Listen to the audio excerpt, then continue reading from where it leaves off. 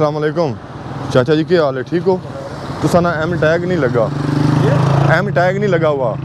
M tag के बगैर इस्लामाबाद में गाड़ी इंटर नहीं हो सकती, लिहाजा बराए मेहरबानी आप उधर से एम टैग लगवाएं, 1 मिनट में लगा देंगे उसे। ये सामने वो। क्या हाल है मोहतरम? ठीक है।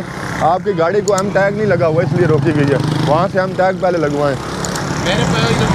इस्लाम भाईजान इस्लामाबाद में इजाज़त ही नहीं है, वो आपको फिर भाई आपको जाने कोई नहीं देगा घर की इस्लामाबाद में, फिर जल्द पूछाएगा कोई नहीं, ले जाएं। भाईजान एम टेक लगा लो उधर, कोई बात नहीं, 1 मिनट लगेगा। 1 मिनट, वो बात सुनो ना, बाद में फाइन होगा, कानूनी कार्रवाई होगी। अभी 250 रुपये लगेगा, एम टेक लग जाएगा आपका, तो बाद में आपका फाइन भी होगा, नुकसान होगा। 1 मिनट लगता है, ले जाएं। रुक जाओ यार, रुक जाओ भाई, रुक जाओ।